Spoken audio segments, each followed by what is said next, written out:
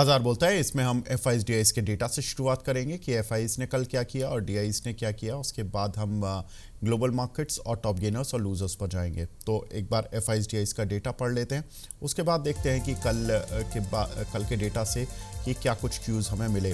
1171 करोड़ की सेलिंग की है एफआईज ने, डीआईज ने 2559 करोड़ रुपए की बाइंग की है। तो कहीं ना कहीं डीआईज तो मार्केट में इमर्ज हो रहे हैं, लेकिन ये सारा माल यही खरीद लेंगे, ये भी एक थोड़ा सा डर की बात है कि दूसरे निवेशक आपको देखना ही नहीं चाह रहे हैं। देखते भी हैं तो वो 1 या 2 दिन, उसके बाद वो गायब। अब ये गायब होने का सिलसिला कब तक चलेगा, कैसे होगा, इस पर बात करेंगे। आगे बढ़ते हैं, एक बार ग्लोबल मार्केट्स का हाल देख लेते हैं, क्योंकि आज कुछ खबरें हैं ग्लोबल मार्केट्स में जिनकी वजह से देखिए कोस्पी में आज करीब 2.25% का उछाल है। खबर ये है वहाँ पर कि उनके जो ऑटो सेक्टर है उस पर अमेरिका ने टैरिफ कम कर दिया है विद इफेक्ट फ्रॉम नवंबर 1। तो ये रेट्रोस्पेक्टिव इफेक्ट है जिसका फ़ायदा कोरियन मार्केट्स को मिल रहा है। कोरिया के मार्केट में करीब 2.25% का उछाल। बाकी सारे मार्केट सोचते हैं। निकाई करीब ग्रीन मार्क में बना हुआ है 0.17%। हैंसेंग में बिल्कुल फ्लैट है, शंघाई फ्लैट है, फ्लैट टू नेगेटिव है। डाउ करीब 1% गिरकर बंद हुआ था कल। एक बार देख लेते हैं टॉप गेनर्स और लूजर्स की लिस्ट में कौन से काउंटर हैं जो कि आज के मार्केट में अच्छा प्रदर्शन कर रहे हैं। तो स्पार्क में करीब 8% का स्पार्क है, एचसीसी में करीब 6.5%, जीएसपीएल में करीब 6% का उछाल है, जीएसडब्ल्यू होल्डिंग में करीब 5% और जेपी पावर में करीब 4% का उछाल देखने के लिए मिल रहा है। एक बार देख लेते हैं टॉप लूजर्स कौन से काउंटर हैं। तो लूजिंग साइड पर जो काउंटर है उसमें बजाज हाउसिंग फाइनेंस सर बात भी कर रहे थे, 7% गिरावट देखने के लिए मिल रही है। टिप्स म्यूजिक में करीब 3.5%, एथर एनर्जी में 3.5%, जय बालाजी इंडस्ट्रीज में 3.25% और वेल्सपन लिविंग आज अगेन दोबारा से एक बार फिर गिरावट के साथ, क्योंकि हमने देखा था कि थर्सडे का फ्राइडे का सेशन बहुत अच्छा था और कल और आज में इस काउंटर में गिरावट तेज देखने के लिए मिल रही है। अब आगे बढ़ते हैं और कुछ खबरों की तरफ चलते हैं, क्योंकि खबरें काफ़ी ज़्यादा हैं आज। काउंटर स्पेसिफिक खबरें हैं, इंटरनेशनल मार्केट से इतनी खास खबरें नहीं हैं। ट्रंप ने नेशनल रिन्यूएबल एनर्जी लैब का नाम ही बदल दिया। उन्होंने नाम बदलकर नेशनल लैब ऑफ रिकॉस कर दिया है। ग्रीन एनर्जी से फोकस हटाने पर उनका जोर है। समीर सर कैसे देख रहे हैं, क्योंकि वारी रिन्यूएबल्स, वारी एनर्जीज, इन सभी का फोकस यूएस मार्केट की ग्रीन एनर्जी में था और भी दुनिया भर की कंपनियां हैं जो कि ग्रीन एनर्जी पर फोकस कर रही हैं। क्या अमेरिका इस चीज़ की शुरुआत कर रहा है कि ग्रीन एनर्जी से हटी जाए, हम भी करेंगे या वही कर रहे हैं केवल? Sameer sir please unmute your mic, please unmute sir. मेरा माइक म्यूट पे नहीं है, can you hear me?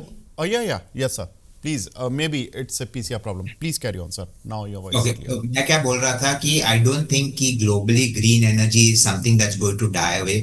I think एक यूनाइटेड स्टेट्स है जहाँ पे वो लोग फोकस ज्यादा फॉसिल फ्यूल पे कर रहे हैं। The rest of the world जहाँ पे पेरिस ट्रीटी साइन की है, I think the focus will remain on green energy.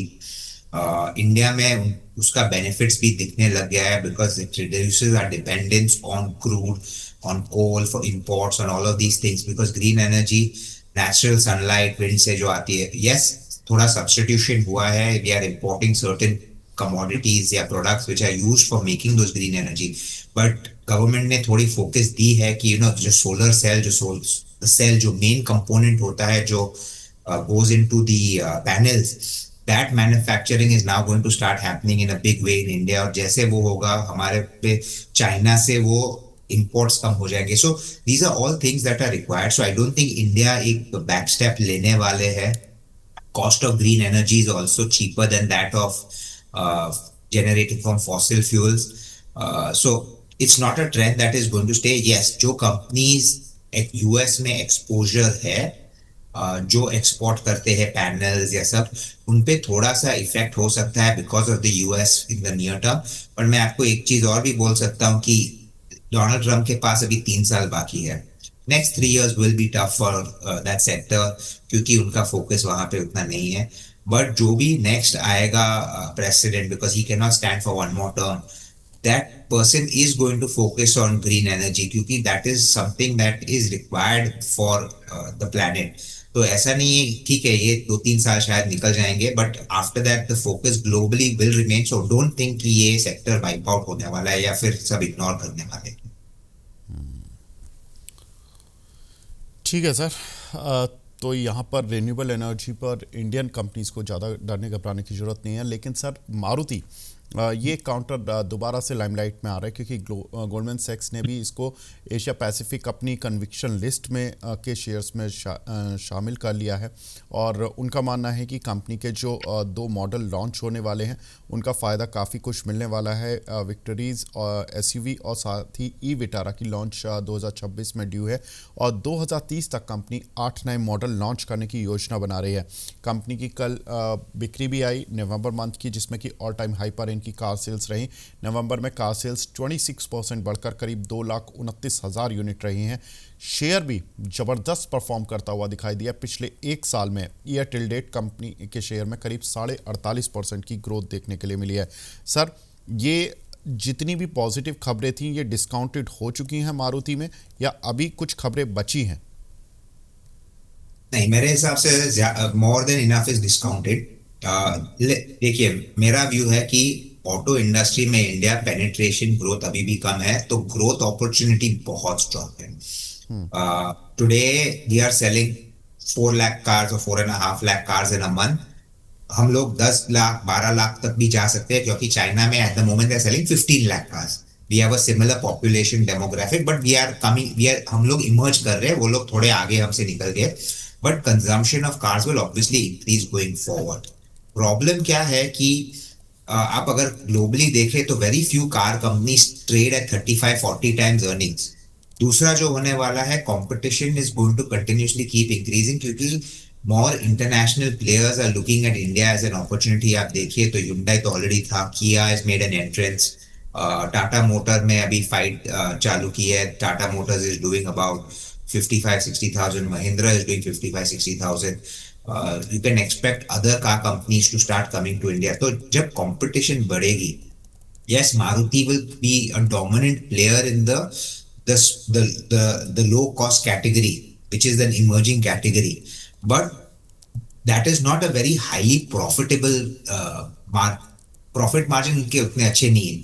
तो can the profitability continue to grow at these same paces? I think difficult है। दूसरा, valuation 35 times earnings trailing 31 times forward. Very like I said, very few car companies को उनकी इतनी valuation मिलती है। So for me सब कुछ positive factor हो गया है फॉर द टाइम बीइंग। ये this will now be based on जो ग्रोथ होती है, और ऐसा भी नहीं होने वाला है कि हम 4 लाख कार से सीधा कंटिन्यूसली 20% या 10% ग्रोथ पे चलने वाले। There will be ups and downs. तो जब भी वो डाउन आएगा और थोड़ी सेल्स स्लो डाउन होगी, that time Maruti will probably correct to the 12-13,000 levels. वहां पे अगर आप इन्वेस्ट करें तो it makes sense, but not at the 16,000 और level. ठीक है, तो मारुति में जो पॉजिटिव खबरें आनी थी वो आ चुकी हैं और उन पॉजिटिव खबरों का इम्पैक्ट एटलीस्ट हम कह सकते हैं कि ज़रूर देखने के लिए मिल चुका है। तो अब यहाँ से आगे फर्दर अप मूव कितना मिलेगा ये देखना इंटरेस्टिंग होगा, लेकिन यहाँ पर सर के लिहाज से अब अपसाइड ऑलमोस्ट कैप्ड है। अगला जो शेयर है सर वो भी इसी इंडस्ट्री का रहेगा, हीरो मोटोकॉर्प, जहाँ पर कि नवंबर में ऑटो सेल्स बिक्री इसकी 31.5% बढ़ी है और स्कूटर सेल्स में 92.5% का जंप देखने के लिए मिला। करीब 65,000 यूनिट्स इन्होंने इस मंथ में बेची हैं। मोटरसाइकिल सेल्स भी 26.6% बढ़कर 5.39 लाख यूनिट्स रही हैं।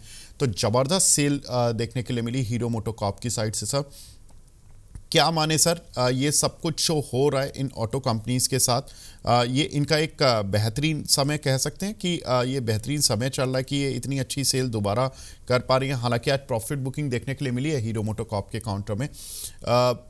ये प्रॉफिट बुकिंग और बढ़ेगी या इसमें भी सर वही कहानी है जो मारुति में हो रही थी कि ये भी अपना रन दिखा चुका है?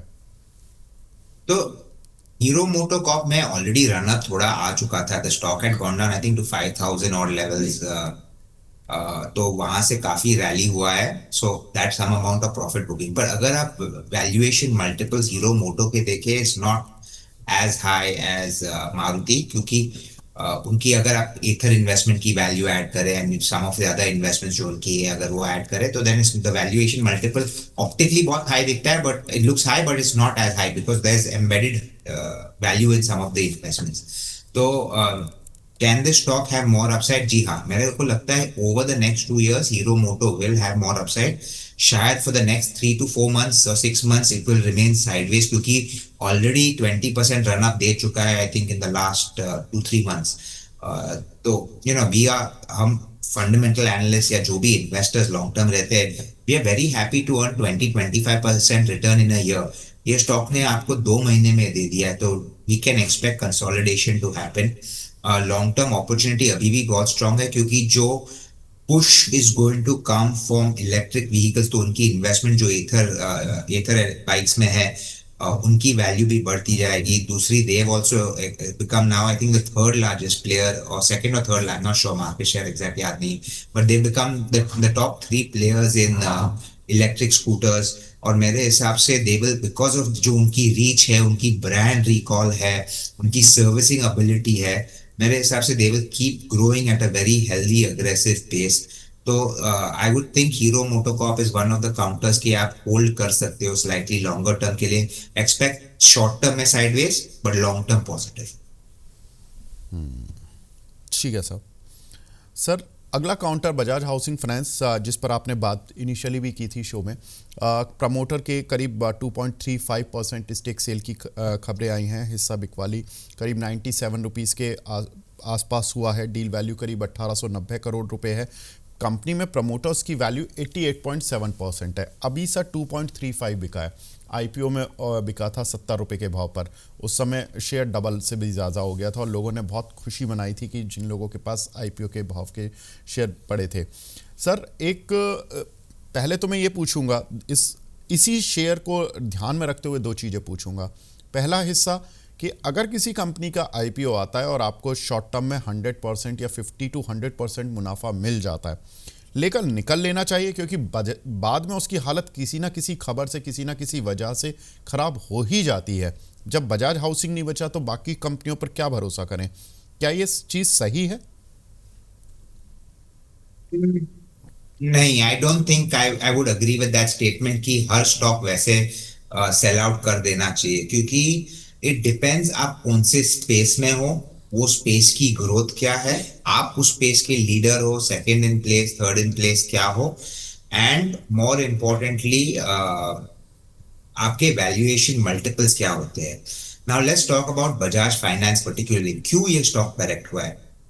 इतने करेक्शन के बाद भी Bajaj housing finance is trading at a price to book value of 3.7. अभी आप हाउसिंग फाइनेंस सेक्टर में अगर देखें, तो जब एचडीएफसी लिस्टेड था, अगर आप उनकी सब्सिडरीज का वैल्यू निकाल देते थे, HDFC limited on that size जो उनकी थी, was trading at 2.1 2.2 times price to book value. Bajaj housing finance, क्योंकि वो बजाज ने इतना अच्छा रिटर्न दिया है, उनके दूसरे दो काउंटर्स बजाज फिनसर्व और बजाज फाइनेंस में, people have blindly gone on and said कि नहीं, बजाज है तो वो अपने को रिटर्न कमा के देगा, एंड आई एम श्योर कि वो रिटर्न कमा के देगा. But everything moves up when the fair time and the fair value comes. तो वैल्यू आपके पास बजाज हाउसिंग फाइनेंस में अनफॉर्चुनेटली नहीं थी. जब वो 170 पे गया था, इट हैड बिकम मोर और लेस अ ब्लाइंड सेल, क्योंकि 8 times price to book for a housing finance sector is very difficult to fathom, क्योंकि हाउसिंग फाइनेंस एक सेक्टर है जहां पे you have the lowest cost of lending, और ये space में कंपटीशन सबसे हाई है, because it is secured lending, जहां बैंक्स भी फोकस करते हैं, and banks have the lowest cost of fund. तो you are competing with banks जहां आपकी फंडिंग कॉस्ट उतनी स्ट्रांग नहीं रहती है. So a fair valuation multiple जो हाउसिंग फाइनेंस कंपनीज को मिलती है, is between 1 to 2 times price to book. Because it's Bajaj group, because उनकी बुक क्लीन है, they could have traded at 2, maybe 2.2, पर उससे ऊपर नहीं. तो आई एम सेइंग कि this will, stock will give returns, but it is going to be another year of consolidation before you see an up move. But housing finance एक space है जहां पे आपको डेफिनेटली फोकस रखना चाहिए, क्योंकि opportunity अभी भी बहुत लार्ज है. India has a huge opportunity for housing to take up, already हो रहा है, एंड हाउसिंग प्राइसेस ऐसे है कि लोन के बिना it becomes very difficult for a youngster to buy a property. तो हाउसिंग लोन्स रहेंगे, and this market will expand. तो हम सेक्टर पे पॉजिटिव है, Bajaj Finance पे at 97, one can probably say कि one more year of consolidation, I wouldn't recommend a buy. But housing finance में दूसरे काउंटर्स जो है वन टाइम बुक पे ट्रेड कर रहे हैं, समझो LIC हाउसिंग फाइनेंस है, सम्मान कैपिटल है, ये सब स्टॉक्स में आप डेफिनेटली निवेश कर सकते हैं जहां पे आपको अच्छे रिटर्न्स मिले। ठीक है सर। सर दूसरा हिस्सा मैं इसका ये पूछना चाहता हूँ बजाज हाउसिंग फाइनेंस पर ही, या ऐसे कुछ काउंटर जहाँ पर कि प्रमोटर्स की होल्डिंग 75% थ्रेश होल्ड लिमिट से ज़्यादा है। अब 2% 2.25% स्टेक बेचने पर काउंटर 7% का रिएक्शन दिखाता है। सेम केस हमने देखा था अदानी विल्मार में, जहाँ पर कि उनकी भी 88% के आसपास की होल्डिंग थी। हालांकि उसमें से अदानी ने एग्जिट किया, लेकिन वो शेयर भी चल इसी संकट में नहीं पा रहा था, इसी टेंशन में नहीं चल पा रहा था कि कहीं ना किसी दिन प्रमोटर का स्टेक सेल होगा। सेम केस JSW इंफ्रा में हो रहा है, वहाँ भी प्रमोटर्स की होल्डिंग थोड़ी सी ज़्यादा है, थ्रेश होल्ड लिमिट से 75% के मुकाबले 83% के आसपास की है। ऐसे काउंटर जहाँ पर कि प्रमोटर की होल्डिंग थ्रेश होल्ड लिमिट से ज़्यादा है, वो मार्केट में जब लिस्ट हो जाते हैं उसके बाद वो रिस्की साइड पर रहते हैं, या सर इसमें भी कुछ पेच है, यहाँ पर भी कुछ सोचना चाहिए? आई डोंट थिंक वो रिस्की रहते हैं। इंडिया एक कंट्री है जहाँ पे we keep this minimum 25% free flow. पहले तो नहीं होता था, कम promoters could own as high as 80-90% of their company also. But या एक ये ओवरहैंग जैसे रहता है कि there will be fresh sale that come now. I just tell you why ignore नहीं करना चाहिए, just because the promoter stake holding is about that 75%। आप डीमार्ट का स्टॉक देख लीजिए from the time of IPO। जब डीमार्ट लिस्ट हुआ था, it had done an IPO at 300 rupees, और फिर that time the promoter had 90%। अगर आप हिस्ट्री थोड़ा देखेंगे, सो उन्होंने then the next round of stock जब उसने he had to sell down, he sold at 1300। उसके बाद आई थिंक इट वाज 22 या 2300, एंड देन आई थिंक जहां तक ही reach 75%, I think last range happened at 3600 या 700, if my memory doesn't fail me. यानी कि इट्स नॉट के क्योंकि प्रमोटर का स्टेक 75 से ज्यादा था that the stock will constantly keep correcting, क्योंकि वो प्रमोटर का स्टेक। अगर बिजनेस ग्रो हो रही है then obviously people will choose to value it more richly. So it's not necessary कि 75% के ऊपर we should ignore because that overhang is there. But yes, if value, everything has to be looked at in total. एक ही angle से आप नहीं देख सकते। आप ग्रोथ देखिए, वैल्यूएशन मल्टीपल देखिए, मार्केट साइज अपॉर्चुनिटी देखिए, ROE देखिए, ROCE देखिए। अगर ये सब आपका अच्छे से फिट होता है into the picture, there is no reason not to buy it just because the promoter has more than 75%.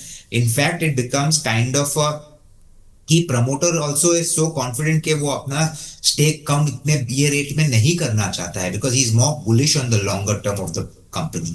So her stock पे इंडिविजुअली फोकस करके लेना चाहिए, नॉट कि बस 75% के ऊपर है तो नहीं, इसको हाथ मत लगाइए।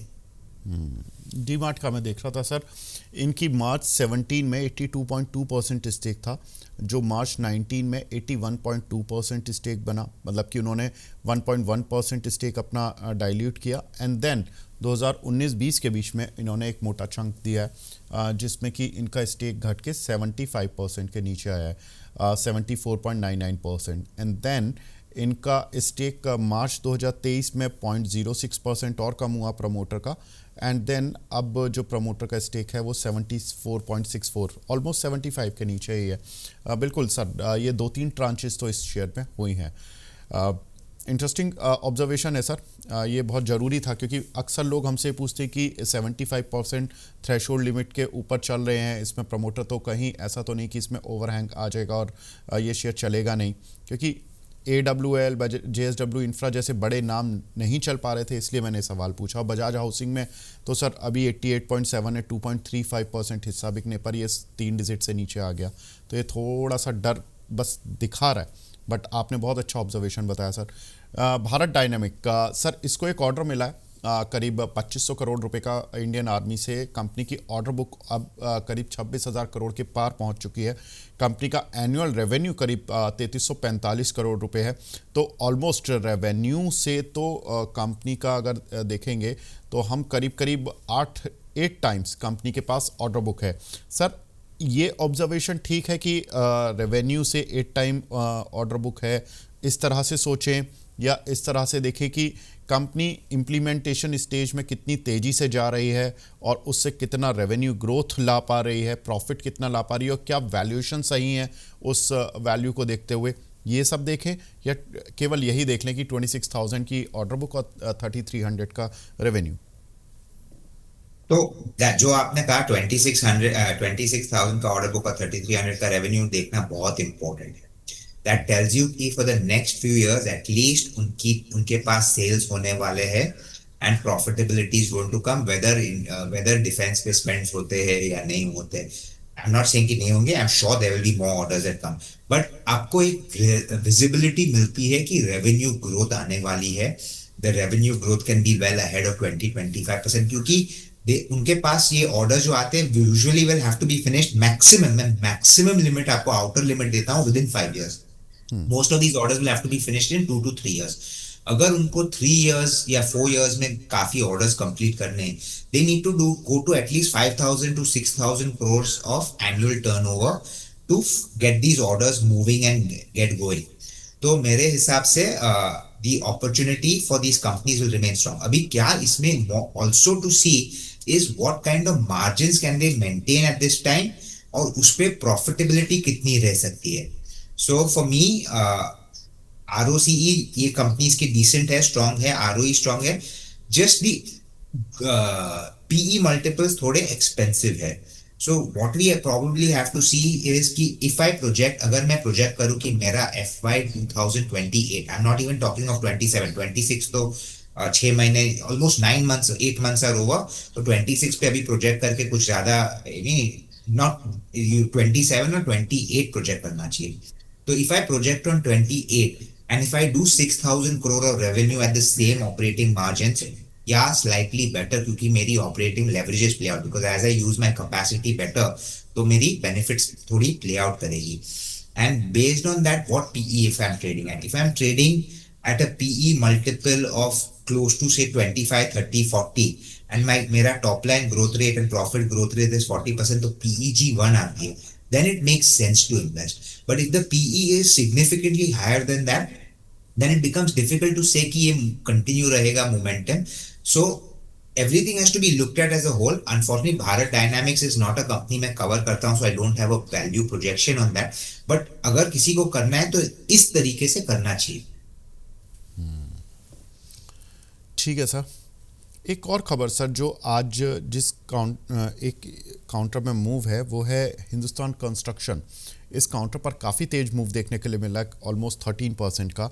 और ख़बर ये है कि कंपनी का जो राइट्स इशू है इसको मंजूरी मिली है बोर्ड से, और करीब ये 1,000 करोड़ रुपए का राइट इशू होगा, जिसमें कि 12.5 के भाव पर ये राइट इशू दिया जाएगा। काउंटर का भाव चल रहा है 27 रुपये। अब रिकॉर्ड डेट है 5 दिसंबर। 630 शेयर के धारकों को 277 शेयर राइट इशू के मिलेंगे जो उनको ऑफर किए जाएंगे। राइट इशू का साइज 1,000 करोड़ का है। समीर सर ये बताएं, ऑलमोस्ट हाफ प्राइस पर ये राइट इशू आ रहा है और काउंटर पर मूव है। ये राइट इशू को सब्सक्राइब करने के लिए कि 12.5 पर आपको शेयर मिल जाएंगे अगर आप 630 शेयर लेते हो, यानी कि अगर आप करीब 3150 शेयर लेते हो या 630 शेयर ही लेते हो तो 277 शेयर मिल जाएंगे। एक ठीक ठाक क्वांटिटी आपको मिल जाएगी। क्या ये स्ट्रैटेजी सही है जो मार्केट कर रहा है आज? तो HCC पे कवरेज नहीं है, बट मैं आपको एक, जो हम किसी क्लाइंट को बताते हैं जब राइट्स इशू आते हैं, if you don't want to increase your exposure in the stock, क्योंकि आपको कंफर्ट नहीं है, जो आपके पास इन्वेस्टमेंट है, you want to hold for a period of time just to see how it plays out, but ये स्टॉक पे आपको इंक्रीज नहीं करना है एक्सपोजर, तो you have the option to sell off the rights जो लिस्ट होंगे, तो you sell them off. So you don't have to compulsory subscribe for them। अगर आप बुलिश हो लॉन्ग टर्म पे, और मैं आपको एक चीज और बोल दूं, HCC का मुझे इतना मालूम है कि they had done a QIP of I think 450 या 500 crores, I think 6 या 8 महीने पहले ही they had raised some money, और उसके बाद QIP के बाद तो स्टॉक नीचे ही नीचे गया है। So constant फंड रेजिंग जब कंपनी करती है, it's a negative sign according to me, so that's why we don't choose to cover this company। Construction space में it is a premier company, क्योंकि जो प्रोजेक्ट्स वो करती है are very difficult complex projects और अच्छे से करती है। फॉर एग्जांपल द बॉम्बे में जो वर्ली बैंड्रा सी लिंक है उन्होंने बनवाया था, very complex project and they manage to do it extra, और जो प्रोजेक्ट किया है इट्स फैंटास्टिक। आज भी आप देखो तो roads are very good, so they do a killer job. Problem is कि company is not able to generate good ROE profits या एनीथिंग कंटिन्यूअसली। तो उस वजह से I I would not, but अगर आपको अच्छा लग रहा है स्टॉक तो you getting in at a lower price of 12 rupees, you must subscribe. अगर आपको नहीं लग रहा है, sell your rights off, it's a call you have to take based on your appetite for a particular company. ठीक है साहब। तो ये रही बात एचसीसी की, जहाँ पर कि सर ने बताया कि किस तरह से आपको इस काउंटर के लिए सोचना चाहिए। सर एक और कंपनी जहाँ पर कि एक ऑर्डर मिला है एफकॉन इंफ्रा, 884 करोड़ का ऑर्डर मिला, ऑलमोस्ट 1000 करोड़ का, लेकिन ऑर्डर सिविल इंफ्रा से जुड़ा हुआ है। मैं इस काउंटर पर इसलिए बात करना चाहता हूँ क्योंकि ये भी एक इंफ्रा कंपनी है, और अक्सर इंफ्रा कंपनीज को लेकर बहुत एक मिथ सी बना हुआ है कि इस इंफ्रा कंपनी को नहीं खरीदना है, इस इंफ्रा कंपनी को खरीदना है। आप इसके साथ बाय साइड पर रहेंगे या इसको दूर से देखेंगे केवल? तो एक्चुअली 6 मंथ्स अगो मेरा व्यू पॉजिटिव था एफकॉन्स पे, after the IPO we thought that की ग्रोथ अच्छे से आ रहा है and things were moving well. But problem is ये लास्ट कॉन कॉल में management has given a guidance of a 5% growth in turnover for the current year, और वो थोड़ा सा डिसअपॉइंटिंग है। Certain projects probably execution delay या order inflow delay हुए थे। Now when you have growth which is slow, India में you want to invest in companies with high growth, क्योंकि दैट इज द स्टोरी, क्योंकि value तो सब है ही नहीं। When you look at growth and value investing, value is not there in most of these companies, they are all trading at fair value या above fair value. तो at least you can justify buying something जो fair value पे है, growth है। सो Afcon is actually disappointed on growth, तो ये order मिला है तो अच्छी बात है। Hopefully they will be able to give a better guidance for FY 27, maybe grow faster. अगर वो देती है and we see execution picking up, then we could probably consider it, but at the moment मैं hold कर रहा हूँ। Let me clarify, I have not sold my stock, I am a little disappointed, but would I recommend a buy right now? Because of जो उनका growth target है, I would avoid recommending a buy on it. I would wait for one more quarter to see कि next quarter वो management क्या कहती है। If थोड़ा सा positivity आया, I may buy the stock 2-3% higher, but at least I'll have confidence कि growth momentum has returned. ठीक है सर। तो एफकॉन पर अभी बाय की सलाह तो नहीं है, लेकिन हाँ, सर ने जो अपनी रिकमेंडेशन थी उसको सेल भी नहीं किया। ठीक है सर। समीर सर, आप कोई डिस्क्लेमर देना चाहेंगे? जी हाँ, जो भी स्टॉक्स हम पॉजिटिव बात करते हैं will usually be in our portfolios, क्योंकि we are long term investors, barring which हम हमारे सब क्लाइंट्स को रिकमेंडेशन करते रहते हैं and they buy based on what they like. ठीक है। Thank you so much Sameer sir, हमसे जुड़ने के लिए, अपना प्रीशियस टाइम देने के लिए। Thank you sir. Thank you very much. Thank you. हमारे साथ दूसरे खास मेहमान जुड़ चुके हैं। हमारे साथ लक्ष्मी श्री इन्वेस्टमेंट के head of research Anshul Jain साहब जुड़ चुके हैं। अंशुल भाई, गुड मॉर्निंग, कैसे हैं आप? नमस्कार नमस्कार आपके सभी दर्शकों को। अंशुल जी, कैसे देख रहे हैं आज? थोड़ी सी इंडेक्स स्लो साइड पर जा रहा है, मतलब नेगेटिव साइड पर जा रहा है। 26,100 का निफ्टी लेवल पार नहीं कर पा रहा, वहाँ लड़ाई चल रही है अच्छी खासी। क्या सपोर्ट रेजिस्टेंस देख रहे हो आप? तो मेरे लिए आज कोई ट्रेड है नहीं। मार्केट या तो प्रीवियस डे लो के ऊपर आए, यानी इंट्राडे हाई के ऊपर आए 26,134, तो कोई ट्रेड बनेगा।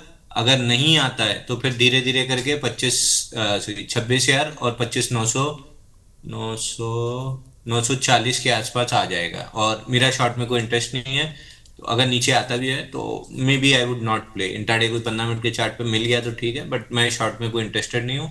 बैंक निफ्टी में जरूर एक ट्रेड डेवलप हो रहा है। 15 इंटरडे हाई क्रॉस हुआ है सुबह, पहली कैंडल का जो हाई था उसके बाद से 4-5 बार इनसाइड बार बना के 15 मिनट के चार्ट पे अब 15 minute first candle high cross हो रहा है। अगर टिक गया तो फिर मैं 59,900 तक का देखूंगा। तो ब्रॉडली बैंक निफ्टी में अगर ट्रेड ठीक ठाक डेवलप होता है तो फिर आप मान के चलो कि निफ्टी में कुछ हद तक हो सकता है। बाकी निफ्टी जितना अवॉइड करेंगे उतना बेटर है। आज ट्रेड नहीं बन रहा है। ठीक है, कोई दिक्कत नहीं। बैंक निफ्टी में कोई ट्रेड है क्या? बैंक निफ्टी में अभी इंटरडे हाई के ऊपर आया है, अगर टिक गया तो जरूर करेंगे, अगर नहीं टिका तो फिर वहां भी अवॉइड हो जाएगा। सो वेट फॉर स्पेसिफिक एंट्री। अति उत्साह में कूदना हमेशा ही आपको दिक्कत में डाल सकता है। उसका एक प्राइम एग्जांपल भी मैं हर बार एग्जांपल दे देता हूँ। प्राइम एग्जांपल आपको दे देता हूँ, एचडीएफसी बैंक। हमने बार बार डिस्कस किया था कि 1016 के ऊपर टिके तो ही बाई करना है। जो लोग अति उत्साह में कूद गए हैं कि चल ही जाता है, कल 1016 रिजेक्ट हुआ और आज गैप डाउन ओपनिंग खुला है। तो हमेशा ब्रेकआउट्स का वेट कीजिए जब तक ब्रेकआउट ना मिल जाए या कंफर्म ना हो जाए, या फिर all conditions of pre-emptive by match ना हो जाए, तब तक अति उत्साह दिखाना आपकी सेहत के लिए इसी तरह नुकसानदायक हो सकता है।